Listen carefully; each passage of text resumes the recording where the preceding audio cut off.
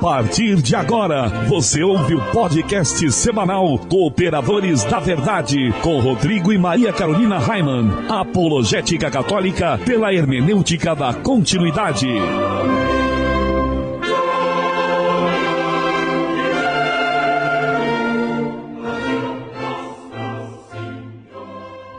Olá, amigo ouvinte, paz e bem, aqui quem vos fala é o professor Raimann.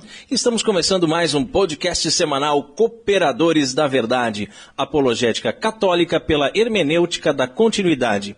Aqui se fala a verdade, custe o que custar, doa a quem doer.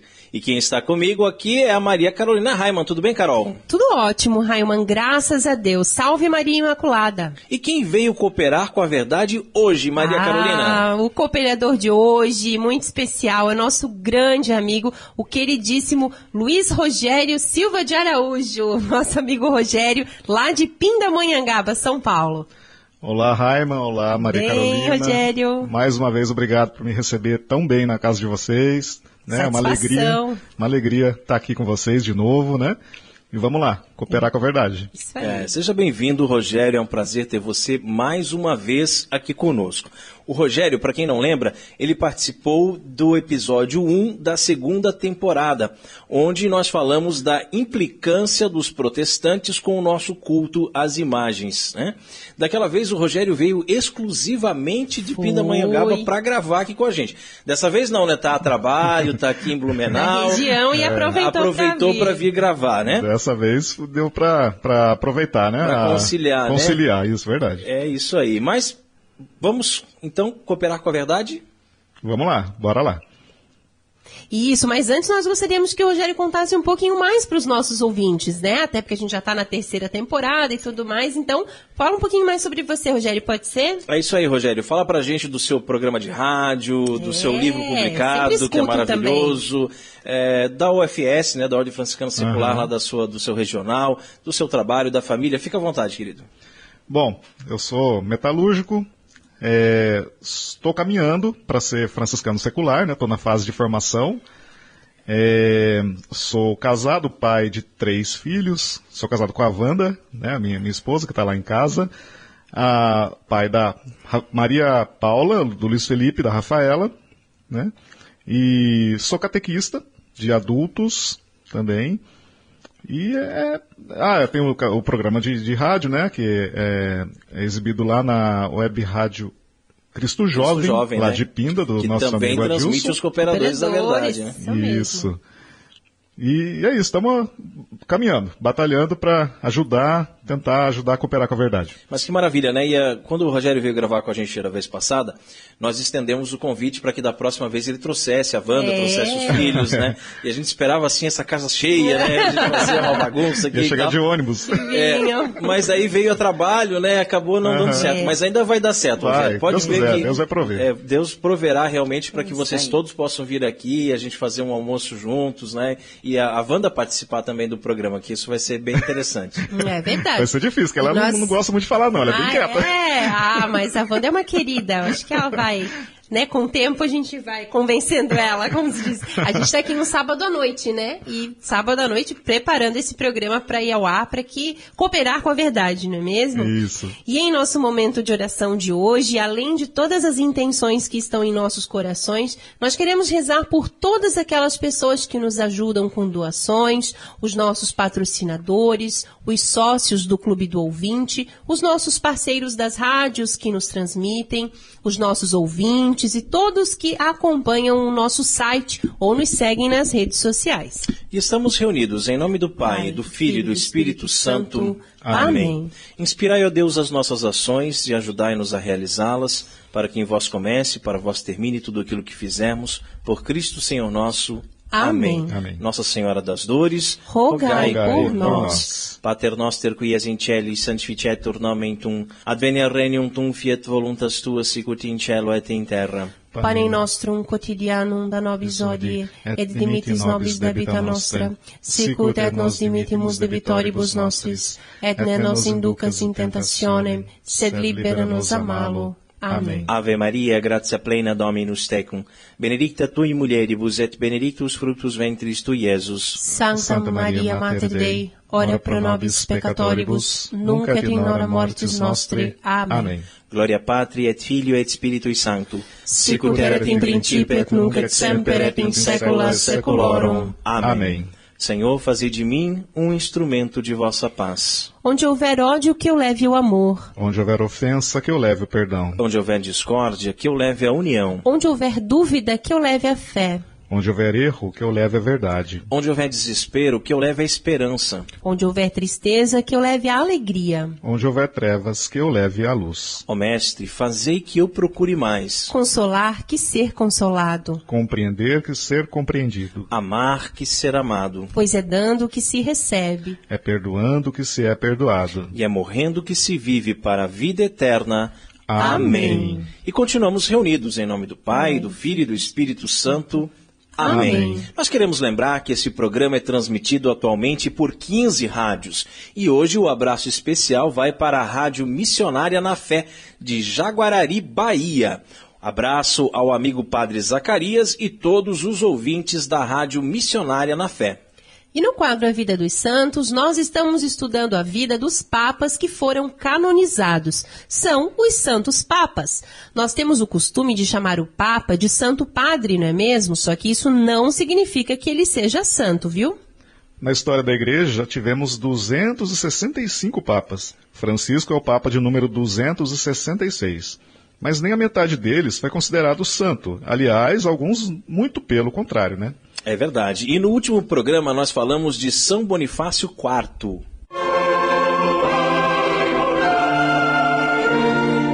A vida dos santos. Rogério, quem foi o Santo Papa escolhido para o programa de hoje?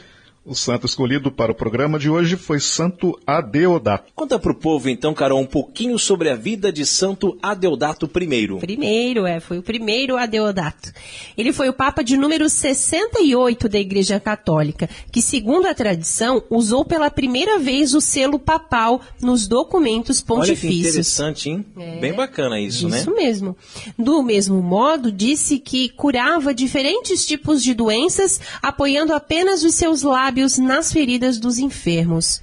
O martirológio romano menciona o fato de que certa vez ele curou um leproso ao beijar-lhe as feridas. Foi eleito Papa em 19 de outubro de 615. Após ter sido sacerdote por 40 anos. O seu pontificado durou apenas 3 anos. Ele nasceu em Roma em um tempo em que a Itália estava à mercê dos lombardos e do Império Bizantino. Santo Adeodato foi filho de um subdiácono chamado Estevão. Quando jovem, ingressou no mosteiro beneditino de Roma, dedicado a Santo Erasmo. No século VII, Roma estava sendo assolada por desordem, guerras e uma mortal epidemia de peste. Se não bastasse isso, em agosto do ano de 618, a Cidade Eterna foi vítima de um terremoto. Diante das tragédias, Adeodato manteve a serenidade e preocupou-se em ajudar e consolar os danificados, os enfermos e os leprosos. É atribuída a ele a capacidade milagrosa de ter curado muitas pessoas da peste. Então a gente vê que durante a vida ele já dava sinais de santidade, não é mesmo? De milagres, né? Ele morreu santamente em novembro de 618. Santo Adeodato I, rogai por nós. Encontre os Cooperadores da Verdade nas principais redes sociais, Twitter, Instagram, SoundCloud, Facebook e YouTube, como Os Cooperadores. E lembre-se também de visitar o nosso site, cooperadoresdaverdade.com. Sabe, Carol, a gente sempre fala de visitar o site, e aí outro dia eu estava pensando, tem muitos dos nossos ouvintes que não nos acompanham pela internet, só acompanham pelas rádios, né? Então são 15 rádios que transmitem em dias e horários diferentes, e aí a pessoa de repente perde o programa, ou quando ela sintoniza na rádio já está lá na metade, e não sabe como fazer para ouvir o programa inteiro, ou até mesmo para ouvir os outros programas. Nós já estamos na 3ª temporada, então eu acredito que já tem aí mais de 100 programas gravados. São mais de 100 horas de evangelização totalmente gratuito no nosso site, que é um site lindíssimo, né? Feito pelo Peter. Então entra no site e você pode escutar todos os programas. Quando tirar aquelas férias, né? Dá pra fazer uma maratona de Cooperadores da Verdade. É verdade. Eu me lembrei do Herbert, lá de Minas Gerais. Grande abraço, Herbert. O Herbert falou que estava fazendo uma maratona dos Cooperadores uma vez. Legal. E o nosso WhatsApp, Carol? Isso, agora a gente tem essa novidade, Raiman. Nós temos um número de WhatsApp para poder interagir com os nossos ouvintes, né, nossos seguidores. O número é 47, o DDD, aqui de Itajaí, Santa Catarina. E o número, então, anota, é 99718-3296. Eu vou repetir, 99718-3296. Para enviar os seus comentários, sua dúvida ou então o seu pedido de oração. Livraria Católica Auxílio dos Cristãos. Artigos religiosos. A Livraria Auxílio dos Cristãos fica na Praça Governador Irineu Bornhausen, centro de Itajaí, no estacionamento da Igreja Matriz do Santíssimo Sacramento. Calendários, bíblias, livros, artigos litúrgicos, camisetas, cartões, presépios, crucifixos, imagens sacras, CDs, DVDs e muito mais. Telefone 3349-0692. 3349-0692. Livraria Auxílio dos Cristãos. 21 anos de tradição. E se você também gostaria de anunciar a sua empresa no programa Cooperadores da Verdade, entre em contato conosco e ajude-nos a evangelizar. Carol, meu bem, qual é o conselho de Padre Pio para nós no programa de hoje? Confie no Senhor, que saberá premiá-lo, e fique tranquilo. Orando com Padre Pio. Uma das grandes dificuldades de nossos tempos é ficarmos tranquilos. Ah, cadê o João Miguel? Saiu daqui agora. O João Miguel que tem uma dificuldade, né, de ficar tranquilo, né? Com tantas tribulações da correria do dia a dia, andamos sempre inquietos. Dormimos cada vez menos. Trabalhamos demais. Nos irritamos facilmente e estamos o tempo todo preocupados com alguma coisa. Aquela conta que vai vencer, aquele probleminha de saúde, o tênis do filho que furou, mais uma multa que chegou, a comida que começa a acabar quando se aproxima o fim do mês. E coisas que a gente passa sempre, né, Carol? Todo mês. Direto, né? Carol que cuida da administração da casa aqui que fica. Ô, Raiman, tá acabando isso, tá acabando aquilo. Calma, espera virar o cartão. O problema é que sobra mês, né? Eu nunca vi, tem tanto mês, tem tanto dia no salário que não dá pra, Que legal. pra contar. Lá em casa é a Wanda que toma conta também, viu? Porque se deixar na minha tem que mão, ser, já né? era. Tem que Não ser, dá. não Eu sou dá, meio bagunçada, a Wanda é a mulher a administradora que de lá. Viu? controla, O problema é quando acaba o salário e ainda continua o mês, né? Muito tempo. E daí as coisas vão... E às vezes isso deixa a gente preocupado, né? Porque somos humanos, são né? vãs preocupações, né? É. Coisas previstas e imprevistas. Coisas que acabam não saindo exatamente como planejamos. E objetivos que temos que cumprir e insistimos de diversas formas, mas vêm muitos ventos contrários, tentando impedir a nossa vitória. Só que Padre Pio, ele nos exorta: confie no Senhor, que saberá premiá-lo, e fique tranquilo. Essa é a questão, ficar tranquilo, Então, né? porque se verdadeiramente nós confiarmos no Senhor e não da boca para fora, né? Nós poderemos ficar tranquilos, poderemos deitar a cabeça no travesseiro todas as noites e dormir sem preocupações. Pois se Ele é o Senhor de nossas vidas... E Ele é. Tudo proverá e nos mostrará a solução para todos os nossos problemas. Às vezes, dizemos que vamos deixar tal situação nas mãos de Deus para que Ele resolva, mas mostramos que não confiamos em Deus o suficiente, pois em breve cansamos de esperar e queremos resolver por nós mesmos, com nossas próprias capacidades ou incapacidades, né, como queiram. Olha, Carol, sabe essa questão de você cansar de esperar? Tem coisas assim que são maravilhosas, né, que acontecem na nossa vida. Existem coisas que acontecem hoje na minha vida que eu agradeço tanto a Deus, tanto porque elas aconteceram, e aí depois eu me lembro que eu rezava pedindo por isso há 5, 10 anos atrás, né? Então, quer dizer, agora Deus está me dando aquilo que eu pedi há 10 anos atrás. E que eu já tinha até esquecido que eu pedia isso, né? Porque agora chegou o momento de receber aquela graça, aquela bênção que eu tanto pedia. colocamos nas mãos de Deus, mas em seguida nós tiramos. Não sabemos esperar. Nós queremos que tudo seja resolvido imediatamente. Mas se nós confiamos em Deus, se nós entregamos a nossa vida a Ele, devemos saber esperar que as coisas se resolvam no tempo dele. Amigo ouvinte, o grande problema, como diz o Padre Paulo, problema. O grande problema é a nossa falta de fé. Se tivéssemos fé do tamanho de um grão de mostarda, disse Jesus, poderíamos ordenar a uma montanha que ela se mudasse de lugar e assim ela faria. Nossa fé é muito rasa, muito pequena, e às vezes nem sabemos exatamente o que pedir a Deus. Portanto, o melhor que temos a fazer em nossas orações é pedir fé. Pedir para que Deus aumente nossa fé, que nos dê uma fé pura, de qualidade, pois se tivermos fé, confiaremos. E se confiarmos de verdade, tudo Ele resolverá. Que assim seja. Amém. Orando com Padre Pio conta com o apoio de Feller Contabilidade, do nosso amigo Diácono Vital. A Feller Contabilidade fica na Rua Odílio Garcia, número 479. Nesta você pode confiar. Atendimento de segunda a sexta-feira, das 8 ao meio-dia e das 13h30 às 17h30. Telefone 3346-2333. fellercontabilidade@matrix.com.br. Em frente à Secretaria da Paróquia São Cristóvão de Itajaí, Santa Catarina. Feller Contabilidade, a sua empresa nas mãos certas. E com o objetivo de adquirirmos um novo notebook para a gravação do nosso programa, porque nós estamos precisando muito, nós estamos fazendo uma vaquinha. Entre em nosso site e clique em Vaquinha com K. O link fica no canto superior direito. Precisamos da sua ajuda para melhor servi-lo. Mas se preferir, você pode se tornar sócio do Clube do Ouvinte dos Cooperadores da Verdade. E ao se tornar um sócio, além de ajudar com essa obra de evangelização, tem várias recompensas. Entre em nosso site e clique em apoia.se. Está lá do lado da vaquinha. Você pode contribuir com qualquer valor a partir de R$5 e assim nos ajuda a evangelizar. Não fique de fora dessa. Seja um sócio evangelizador. Contamos com você.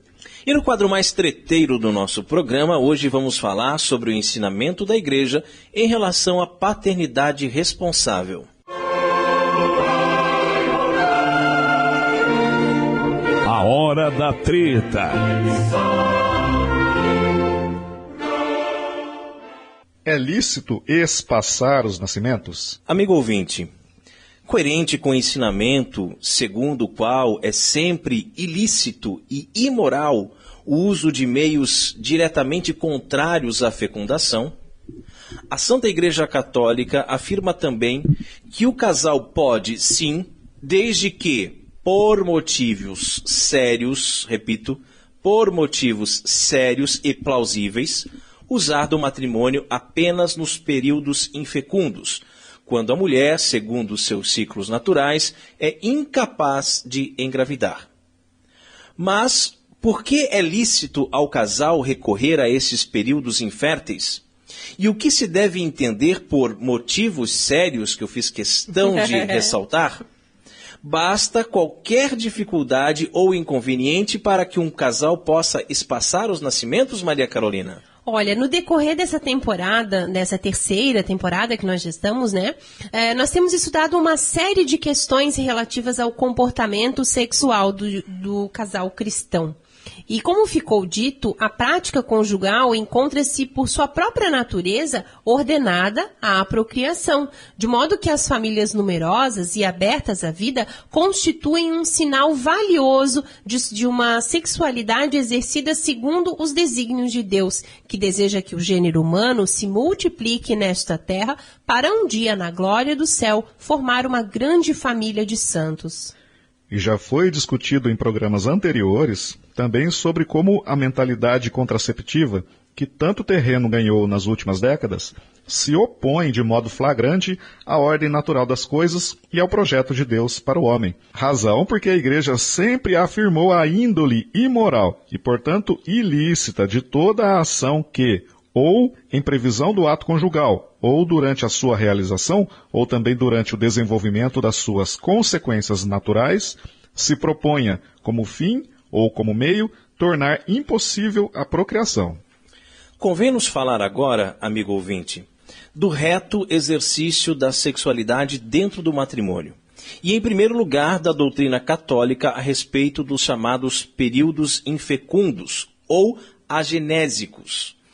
Ouçamos, antes de tudo, o que o beato Paulo VI diz na encíclica Humani Vitae a esse propósito e analisaremos em seguida alguns dos elementos contidos nesse ensinamento magisterial. Abre aspas.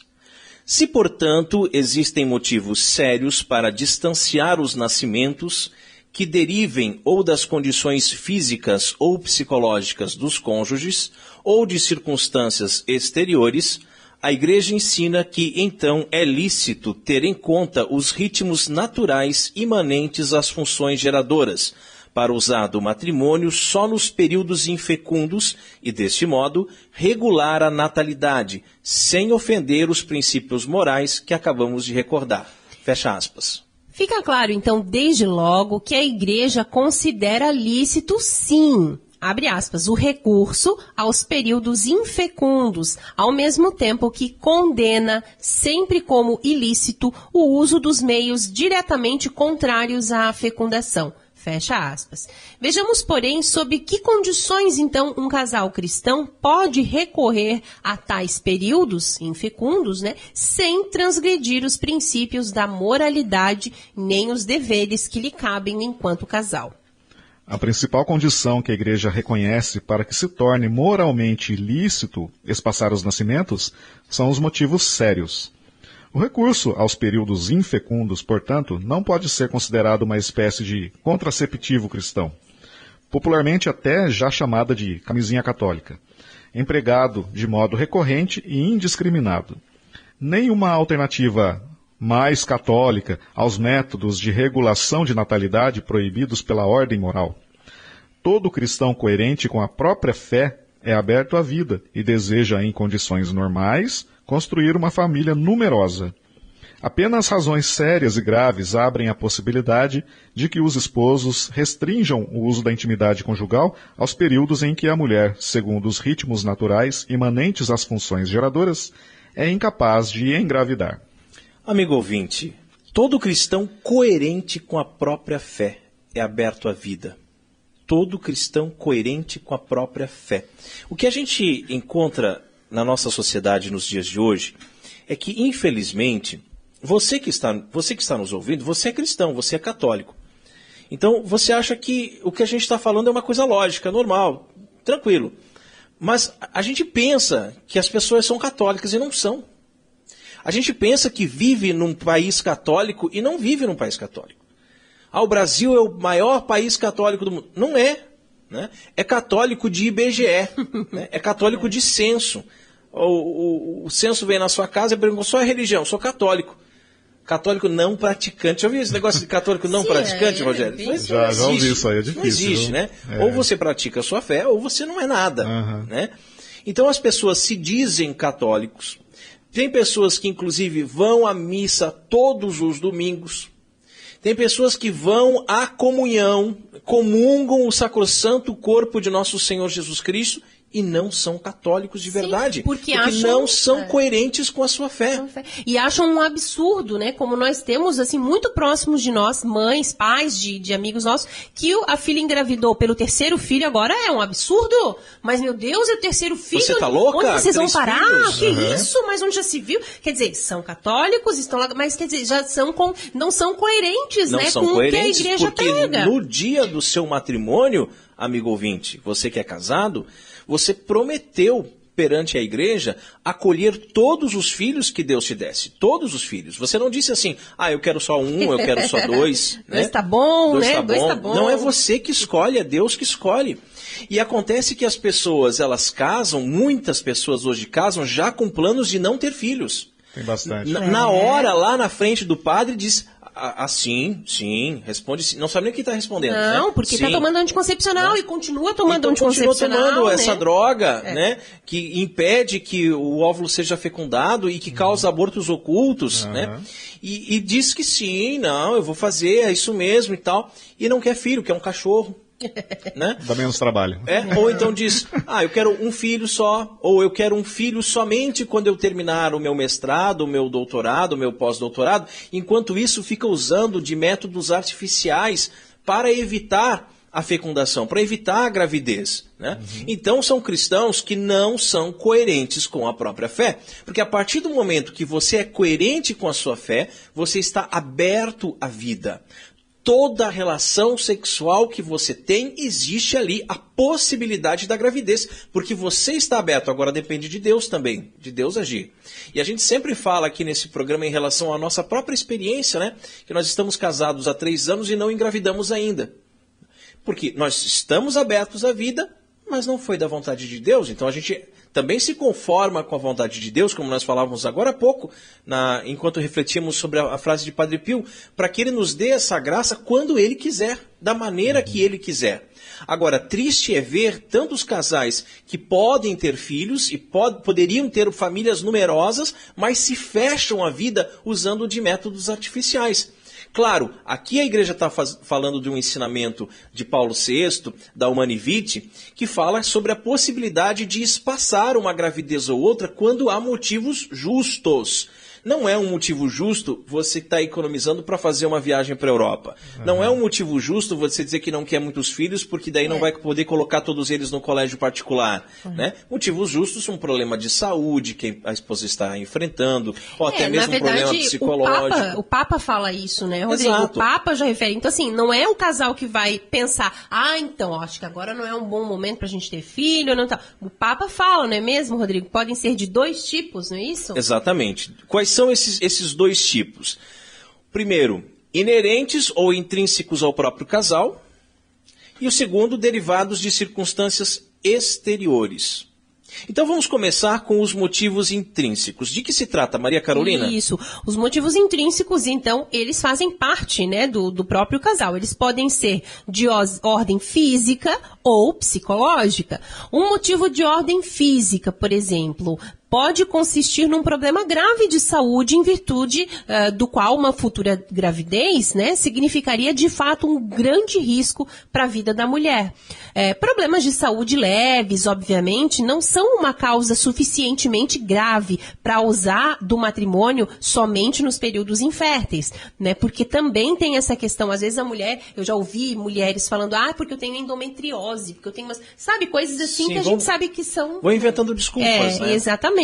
Mas então, assim, nesses casos em que existe um problema de saúde, é necessário buscar o parecer de um médico experiente e de confiança e, é claro, que constitui também uma obrigação inadiável para os casais, né, que pensam em lançar mão desse recurso de espaçar a gravidez. Então, é necessário procurar um laudo médico, uma outra opinião, enfim. E esses motivos de ordem física, se eles forem certos e seguros, né, e desde que guardado o respeito pela lei moral também, eles permitem sim que se evite temporariamente ou até mesmo por tempo indeterminado um novo nascimento. E quanto aos motivos psicológicos, Rogério, fala então um pouquinho pra gente, por favor. Os motivos de natureza psicológica podem ser de vários tipos. Uma depressão pós-parto, sérias dificuldades no relacionamento entre os esposos, né? Casos em que o grau de conversão, de adesão à fé ou de obediência aos mandamentos é muito diferente entre um e outro, etc. O que, porém, não é lícito ao casal é ter 1 ou 2 filhos e, sem qualquer justificativa de peso, decidir não mais ter nenhum, mesmo que realizem o ato sexual nos períodos infecundos, sem o uso de métodos contraceptivos. Aqui é preciso lembrar que os casais têm, de modo responsável e generoso, o gravíssimo dever de gerar filhos, e assim povoar o céu com familiares de Deus. Amigo ouvinte, nós vimos os motivos intrínsecos do casal, que podem ser de ordem física ou psicológica, e agora vamos ver os motivos extrínsecos. O Papa alude ainda à razão de caráter externo, ou seja, às circunstâncias exteriores ao próprio casal, que podem ser econômicas, sociais, enfim. O estado de guerra, por exemplo, isso é gravíssimo, né? Em que seria claramente inoportuno engravidar. É uma justificativa plausível para que o casal não tenha filhos. Mas também não dá para dizer assim, mas se for eleito para presidente da República lá o candidato do PT, o Brasil vai ficar uma porcaria, então eu não vou ter filho. Não, tenha fé em Deus, que mesmo que seja eleito um candidato ruim, Deus vai tirar um bem maior, né? Você não é como um período de guerra, a gente não pode comparar dessa forma, né? Então, é uma justificativa plausível para que o casal não tenha filhos, e quanto à prática sexual, observe apenas os ciclos naturais infecundos, evitando assim um novo nascimento, quando tem razões de caráter externos graves, né? Graves. É mesmo, Raiman. Tudo isso reitera o Papa algumas linhas abaixo do texto citado no início, né? Referindo-se, então, àqueles casais que, devido a razões honestas e sérias, né, decidem evitar positivamente uma nova prole, né, pela observância dos períodos agenésicos, né, que são os períodos infecundos. E afirma com clareza que é neste e somente neste caso que os esposos sabem usar do matrimônio como manifestação de afeto e como salvaguarda da fidelidade mútua.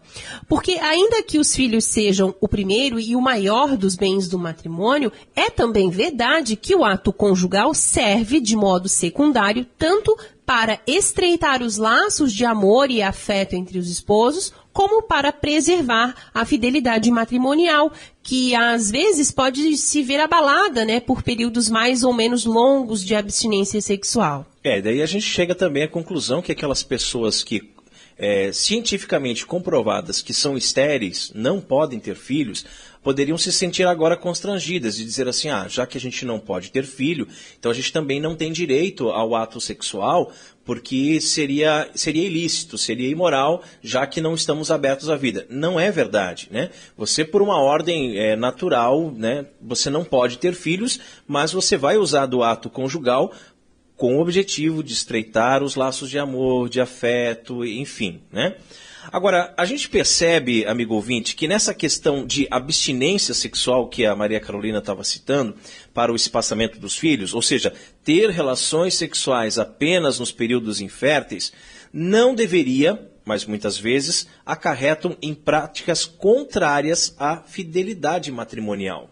A fidelidade conjugal, um dos bens do matrimônio, não consiste apenas na guarda do corpo, pois o adultério começa no coração. E é por isso que todo olhar de cobiça lançado para esta ou aquela pessoa já é o bastante para romper as promessas de amor e fidelidade que se fazem aos esposos. Daí corre-se o risco, né? Então, de repente, temos um motivo justo, estamos mantendo aqui uma abstinência sexual por um determinado período porque não queremos engravidar. E aí o homem começa a procurar pornografia, masturbação. Nós não estamos nem falando de pular cerca, não estamos nem falando que ele teve realmente um caso, mas ele já está traindo a esposa dele em pensamento. E as mulheres também, né? Também, pode acontecer, né? Pensando, imaginando até, né? Como em outras pessoas, né? Outros homens.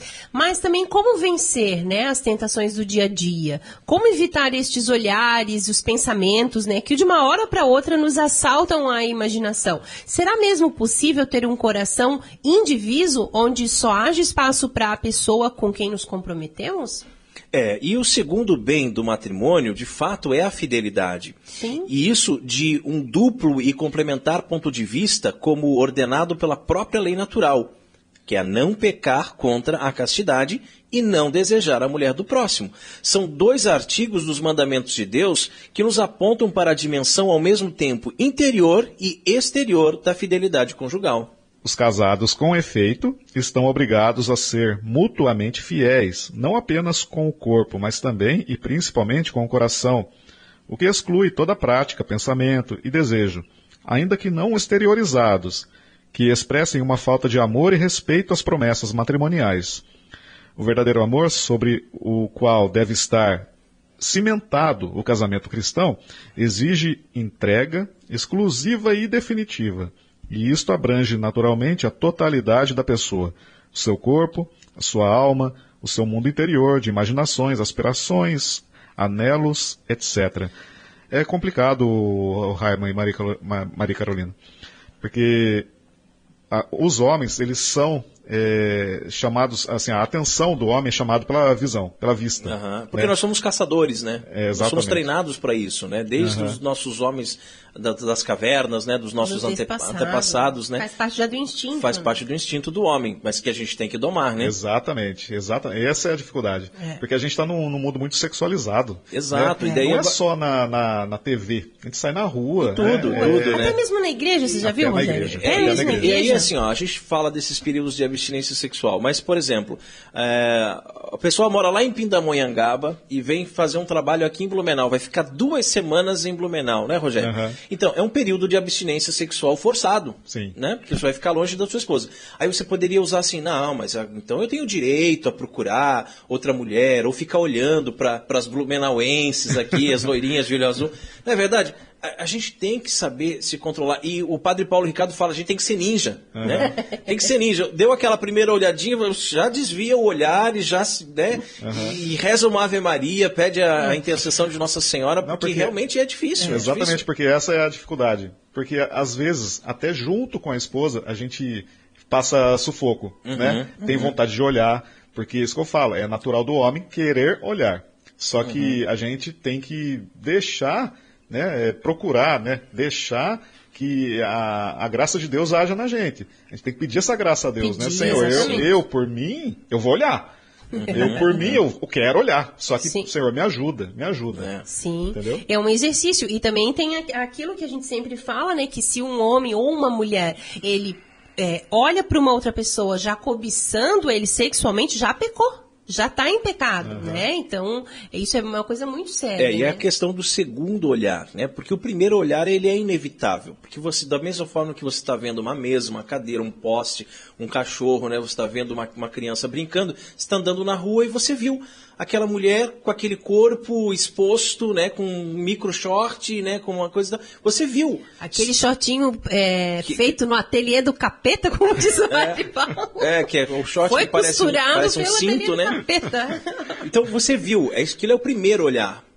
Naquele primeiro olhar não existe pecado, não existe maldade. Só que depois você quer conferir. Aí você quer olhar de novo. Esse é o segundo olhar. Nesse segundo olhar tem malícia. Nesse segundo olhar tem cobiça, tem desejo. Então o primeiro olhar é inevitável, mas depois você desvia e muda o seu pensamento. É ninja, como diz o padre, né? E continua a sua vida. Porque se você cair no segundo olhar, é pecado e é pecado grave, né? E olha só que complicado que é, né? A gente é meio treinado desde criança a não fugir dessas coisas. Porque, por exemplo, vamos lembrar, né, pela a nossa idade, que a gente tem a mesma idade, né, Jaime, né, Maria? Na nossa infância, né, tinha aqueles programas infantis, não precisa nem falar o nome das apresentadoras, né? Quem era apresentadora do programa, né? Não era uma só, eram mais, né, de uma.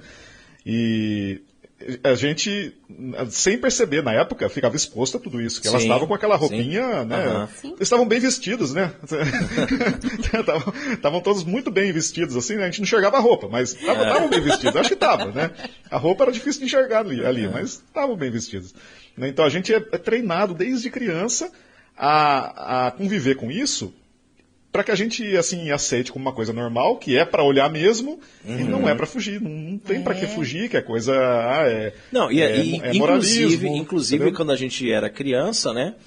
Os mais velhos, e aí eu vou colocar meu pai assim nessa lista, e alguns tios e tudo mais, eles olhavam e ainda cutucavam a gente para olhar. Né? Exato. E se a gente não olhasse, dizia assim, viadinho, tal, não olhou, entendeu? Então a gente era provocado para olhar. Às vezes até na frente das esposas eles faziam isso, né? Sim. A gente via, né, os homens há algum tempo atrás, né, fazendo esse tipo de coisa. Já era cultural, né? Cultural, do Brasil, né? Exatamente. Uma coisa assim, no Brasil, carnaval, samba, tal, aquela coisa. E também falava assim, porque o que é bonito é para se olhar. Já viu essa expressão, né? O que é bonito é para se olhar. E também tem muitas mulheres que se vestem mal, né? Se vestem com essas roupas indecentes e dizem assim, o que é bonito é para ser mostrado, né? Aí, uma vez numa rede social, eu rebati e escrevi, e quem disse que é bonito? Quem disse que é bonito? Não, é engraçado que daí, muitas vezes acontece até briga. Porque um cara passa, olha e mexe com ela se sente ofendida. Sim. Claro. Caramba, mas não era pra olhar? Mas não tem até lei. Não era essa a intenção, né? Não querem criar lei contra o fio-fio, né? Diz que vai ser multado e tal, quem assoviar. Porque na verdade, assim, dizer que alguém é fiel apenas porque nunca cometeu um fato, de fato, né, o adultério, embora consentindo interiormente naquilo que não chegará a praticar, né, então se deixando levar aos pensamentos, né, aqueles desejos, aqueles devaneios, isso é um contrassenso e, na verdade, um abuso da palavra fidelidade. Amigo ouvinte, se devem abolir da vida íntima do casal algumas práticas que infelizmente se foram introduzindo em muitos lares. O costume reprovável de assistir a filmes pornográficos, a sós ou a dois, a chamada masturbação mútua, entre outras coisas que ainda mais indignas não têm nem podem ter lugar dentro do mundo de um casal cristão seriamente comprometido em amar e respeitar o outro. Tampouco se pode admitir a prática de pensar em outra pessoa durante o ato conjugal, já que é impossível fazê-lo sem um claro afeto adulterino, que também ele constitui uma grave transgressão dos deveres de fidelidade. E isso tudo também é cultural, como o Rogério falou, do olhar é cultural, isso é uma coisa muito cultural aqui no Brasil, parece que é tudo muito, muito natural. Vamos assistir um filme pornô para a gente ter uma excitação, para depois ter uma relação sexual. Hoje em dia é só assistir novela da Globo. Lamentável. É verdade, lamentável. Não precisa nem revista pornô. Mas Rogério, onde é que começa o adultério? Todo adultério começa no coração, pois não é possível que o corpo seja movido a pecar se a alma não tiver antes sacudido o jugo da lei divina e se desviado do seu fim. E não há dúvida de que o mundo supererotizado em que vivemos solicita-nos a todo instante a ir pelo mesmo caminho. As roupas da moda, os anúncios de televisão, as imagens, enfim, que poluem as nossas cidades e aparelhos eletrônicos, tudo isso é uma armadilha constante à inocência da juventude e à fidelidade dos casais. Nada disso, porém, é tão pernicioso e perigoso à estabilidade familiar e à solidez do matrimônio do que a tão difundida ideia de que não há pecado e nem culpa em olhar com desejo impuro para as outras pessoas, ou porque fazer o contrário seria moralmente impossível, ou porque a liberdade sexual seria algo inevitavelmente reclamado por nossa própria natureza. Quaisquer que sejam as falsas razões com que o diabo nos seduza, é mais do que evidente que uma tal ideia tem o enorme potencial de nos conduzir à infidelidade, se não na prática, ao menos no coração. Quem está casado deve sempre ser fiel com aquela fidelidade que ele mesmo esperaria do seu cônjuge. Esta é uma regra prática de grande auxílio, um norte seguro para quem deseja manter as promessas matrimoniais e assim preservar na sua pureza aquele amor que todos desejamos receber. Mas para que essa regra seja seguida com mais prontidão e eficácia, convém levar em consideração alguns conselhos práticos. Pode nos falar o primeiro, Rogério? Claro. O casal deve se esforçar por estar sempre em estado de graça, comungando com frequência e tendo uma vida de oração humilde e perseverante. As práticas de piedade, como o Santo Terço, o Ângelus, as orações antes e depois das refeições, quando realizadas em família, são gratíssimas a Deus e, se feitas com as devidas disposições, não tem como não merecer aos olhos do Senhor as graças de que os esposos necessitam para cumprir dignamente os seus deveres de Estado. Pode ser útil também considerar com frequência como se sentiria o meu cônjuge se ele estivesse vendo agora os meus pensamentos e olhares, né? Ou como eu me comportaria se ele estivesse sempre ao meu lado. Trata-se, por assim dizer, de uma estratégia psicológica comprovadamente eficaz, viu? Na hora de guardar a vista e dissipar os pensamentos desonestos. Para os que lutam contra imaginações recorrentes produzidas ou pelo excesso de pornografia já consumida ou pela ação do diabo, é conveniente distrair-se dirigindo a atenção para coisas reais. Assim que despontar a tentação, os olhos têm que voltar-se para o mundo concreto que nos rodeia, enquanto o coração se eleva à Virgem Maria, pedindo-lhe o socorro e a graça de resistir a esses assaltos da carne e do inimigo. O importante, mais do que tudo, é não consentir, não demorar, né? Aquilo que o Raimon estava falando anteriormente. Não dá chance para o azar, pois todo aquele que lançar um olhar de cobiça para uma mulher, disse o nosso Senhor, sem meias palavras, já adulterou com ela no seu coração. Ao se unirem em santo matrimônio, homem e mulher passam a formar uma só carne. Tornam-se membros de um só corpo. É por isso que o casamento, segundo o projeto de Deus, é uno e indissolúvel. Um corpo com várias cabeças e pés seria um monstro, e sem os braços ou as pernas estaria incompleto. Unidade e indissolubilidade, amigo ouvinte, são, portanto, duas propriedades essenciais de todo matrimônio, que, se assumidas com generosidade, permitem ao casal vencer o egoísmo e crescer no amor fiel, exclusivo e abnegado. No capítulo 19 do Evangelho segundo São Mateus, um grupo de fariseus pergunta a Nosso Senhor se é lícito dispensar a mulher com uma carta de divórcio. A resposta de Cristo é mais do que reveladora. O divórcio, embora tenha sido permitido no Antigo Testamento, devido à dureza de coração do povo escolhido, não faz parte do desígnio originário de Deus para a família humana. No princípio, ou seja, antes da queda dos nossos primeiros pais e da consequente introdução do pecado no mundo, né, a união entre homem e mulher devia ser única e indissolúvel, isso é, para sempre, não tem mais jeito, né? Se você casou, eu acho engraçado que o Raimon perguntava pra mim, sabe, Rogério, antes de a gente casar, você tem mesmo certeza que Tem você vai fazer certeza? isso? Tem certeza? Está certa Tá disso? certa disso? Porque depois não tem mais jeito. Quer chamar os universitários para perguntar? Depois não adianta Sério, o Raimon desistir. falava assim comigo, é É verdade. pra toda a vida, hein? Não tem, né? É uma decisão para sempre.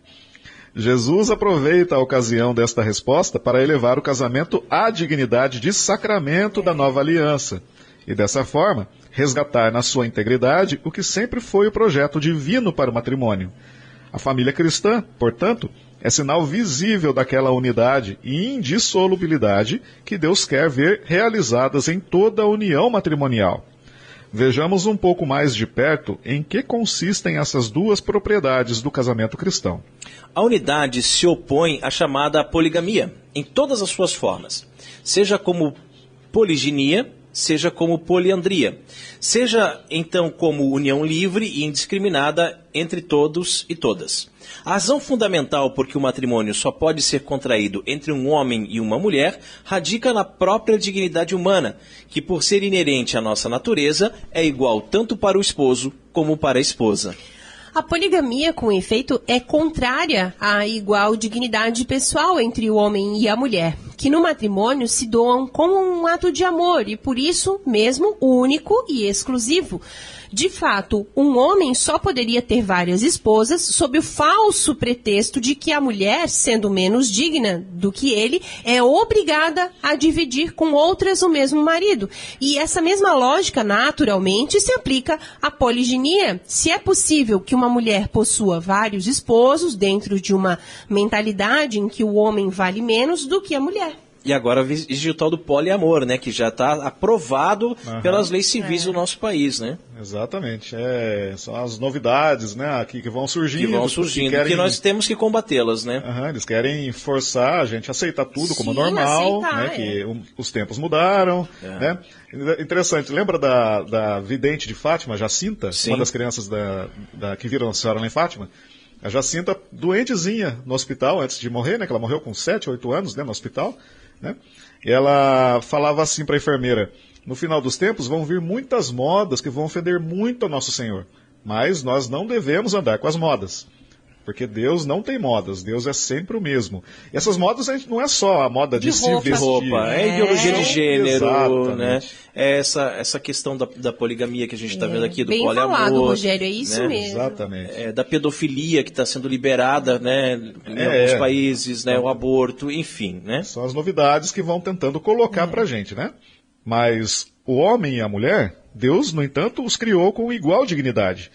Isso está claramente representado no fato de Eva ter sido formada não dos pés nem da cabeça, mas do lado de Adão. Um não é maior nem menor do que o outro, senão que ambos possuem a mesma dignidade, cada um com o que lhe é próprio e segundo a função e o papel que lhe correspondem dentro da estrutura familiar. É, por conseguinte, a dignidade do homem que proíbe a poliginia e a da mulher que impede a poliandria. Precisamos sempre ter em conta essa verdade fundamental, sobretudo para fazer frente a certo biologismo moderno que pretende ver na constituição sexual masculina uma desculpa para conceder ao macho maior liberdade sexual do que a mulher. É evidente que se trata aqui de uma visão totalmente incompatível com uma antropologia, nem a cristã somente, mas sequer razoável e sensata. E nunca é bastante recordar o importante papel que a Igreja Católica desempenhou no reconhecimento da dignidade das mulheres, né, ao longo da história. O estado de sujeição em que elas se encontravam no mundo pagão seria impensável em uma sociedade cristã, informada pelos valores, né, do Evangelho. Foi, aliás, a grandíssima dignidade que a Igreja sempre reconheceu à mulher, um dos fatores responsáveis pela extraordinária expansão do cristianismo logo nos primeiros séculos, como atesta a pesquisa do conhecido sociólogo das religiões, Rodney Stark. Quanto à indissolubilidade, é vontade de Deus que o casamento seja inquebrantável, de modo que o vínculo matrimonial só pode ser dissolvido com a morte de um dos cônjuges. O divórcio, com efeito, é fruto da dureza do coração humano, como diz o próprio Senhor na passagem do Evangelho comentada há pouco. Ora, é justamente a impossibilidade do divórcio que faz do matrimônio um lugar especial de santificação, de exercício heróico das virtudes.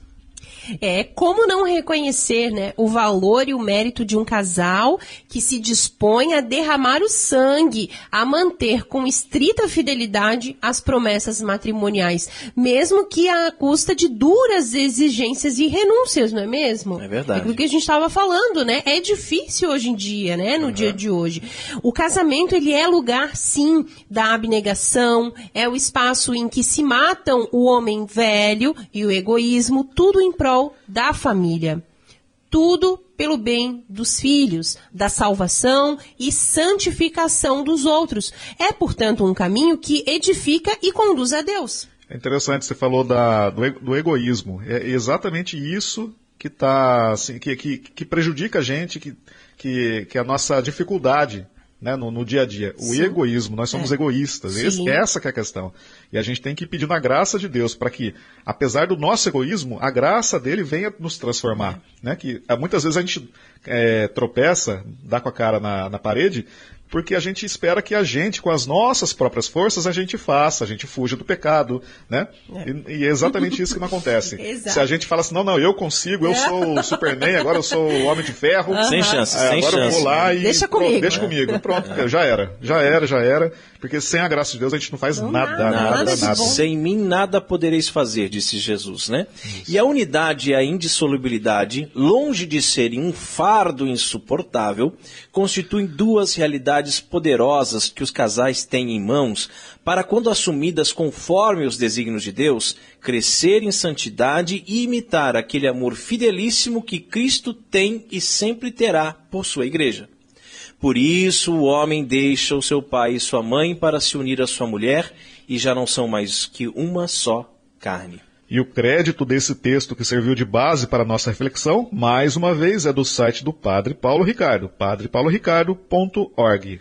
E chegamos à hora mais esperada aqui do programa Cooperadores da Verdade. Sim, os puritanos piram. Catolicismo e cerveja. E a cerveja de hoje é uma Grota Beer Cream Ale. Produzida e engarrafada por Cervejaria Aparados da Serra de Praia Grande, aqui em Santa Catarina. A cerveja não é filtrada e contém água dos canyons, quase lá na divisa do Rio Grande do Sul, né, Raiman? Isso. E a história de como essa cerveja chegou até nós para ser degustada hoje no programa é bem interessante, né, Raiman? Sim. Fomos conhecer o Festival da Cerveja de Pomerode e depois de já ter provado vários chopps, resolvi experimentar um da cervejaria Grota Bia, que eu ainda não conhecia. E comecei a conversar ali com o atendente. Perguntei de onde era a cervejaria e falei sobre o nosso programa de rádio. Na hora, ele se prontificou a doar 3 garrafas de cerveja para serem degustadas no programa. Pô, que legal, cara. É uma coisa que eu acho interessante é que há um ditado entre os nativos da região dos Aparados da Serra que se referiam como grota às imensas gargantas escavadas pela força das águas, os canyons. O ditado diz, grota feia, água boa. E água boa, cerveja boa, Rogério. E eu já estou bem curiosa para conhecer esses canyons também lá em Aparados da Serra. Vamos lá, marido? Ah, vamos sim. Ainda mais agora que sabemos que lá eles fazem cerveja de qualidade, né? Que maravilha, me levem junto. E a Grota Bia Cream Ale é uma cerveja com 4,6% de teor alcoólico. A temperatura de serviço está entre 2 e 4 graus. O amargor é de 14 IBU. Está disponível em garrafas de 600 ml. Ela harmoniza com batata frita, brusquetas e salpicão. Oremos. Abençoai, Senhor, esta criatura cerveja, que da riqueza do grão vos dignastes produzir, para que seja remédio salutar ao gênero humano. Concedei ainda, pela invocação do vosso santo nome, que quem quer que dela beba receba de vós a saúde do corpo e a tutela da alma. Por Cristo nosso Senhor. Amém. Uma cerveja bem bonita, né? Uma espuma bem cremosa, até fazendo um trocadilho com o nome aqui, Cream Ale, né? Parece um creme. É. E ela tem um cheiro meio azedo, assim, né? Meio de sour, né? É. E o sabor também. Bem Bem interessante. Ela deve combinar bastante com batata frita, salpicão, assim, essas coisas mais... É, porque ela é picante, né? Você pode ver. Mas ela é bem refrescante. Tem uma boa drinkabilidade. Inclusive, esse azedinho, quando chega no retrogosto, ele lembra, assim, um espumante, É né? verdade. Né? Fica na boca um gosto meio assim mesmo. Aquela, mais ou menos assim. Isso Mais ou aí. menos, deve ser isso, então. E você que está nos ouvindo agora também sabe fazer cerveja e quer ter a sua obra-prima degustada aqui no programa Cooperadores da Verdade e ainda ganhar uma propaganda na faixa, então entre em contato conosco. contato@cooperadoresdaverdade.com. Catolicismo e Cerveja conta com o apoio da Beer House Cervejas Especiais. Empório especializado em cervejas nacionais e importadas, com agradável espaço para degustação e inúmeras opções para presentes. Produtos para harmonização, copos, taças, kits e cestas e, é claro, muita cerveja. Aberto ao público de segunda a sexta, das 15 às 23 horas e aos sábados, das 10 às 22 horas. A nossa missão é trazer o universo cervejeiro cada vez mais próximo dos apreciadores dessa bebida inigualável. A Beer House está situada na Avenida Coronel Marcos Conder, número 950, Sala Térrea, Centro, Itajaí, Santa Catarina.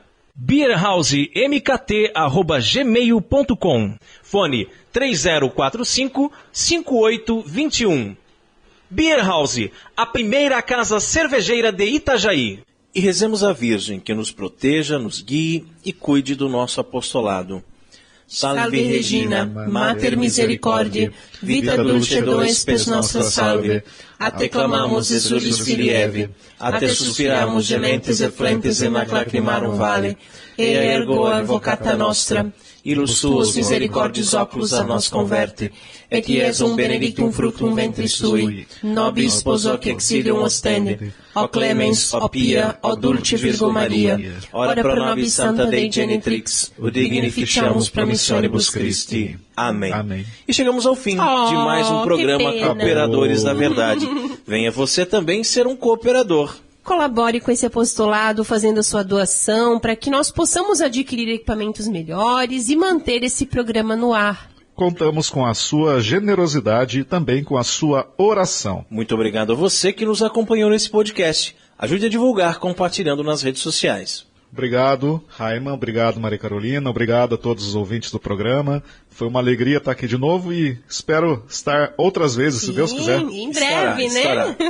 É isso aí, Rogério. Nós é que agradecemos. A gente se divertiu muito gravando esse programa, né? Os nossos sócios ali que vão saber os erros de gravação e tudo mais, né?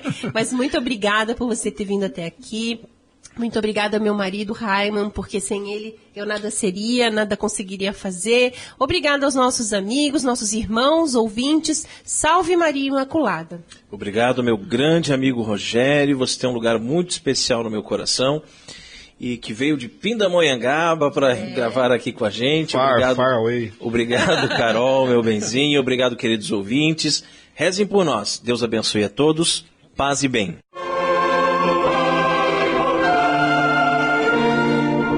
Você ouviu Cooperadores da Verdade, com Rodrigo e Maria Carolina Raiman, apologética católica pela hermenêutica da continuidade.